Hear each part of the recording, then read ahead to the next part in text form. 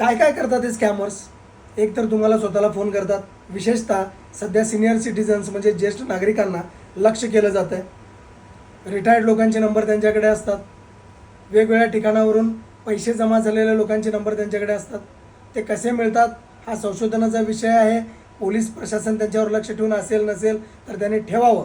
मात्र एखाद्या वेळी आपण अशा एखाद्या वर्गात मोडत असू आणि आपल्याला फोन येईल की तुम्ही अशी गंभीर चूक केली आहे आणि तुम्हाला डिजिटल अरेस्ट झालं आहे, तर त्यावेळी आपण सावध राहणं किती गरजेचं आहे. हे अशा फसवणुकीच्या असंख्य प्रकारातून पुढे येतं आहे. मात्र तरीही लोक फसली जातात, हा आश्चर्याचा विषय झाला आहे.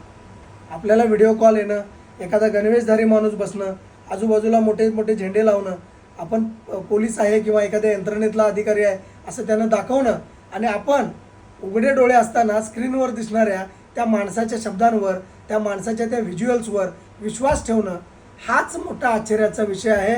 आणि तरीही लोक फसतात. इतकं मोठं जागृतीचं सातत्यानं काम सुरू असून सुद्धा हाच आश्चर्याचा विषय आहे.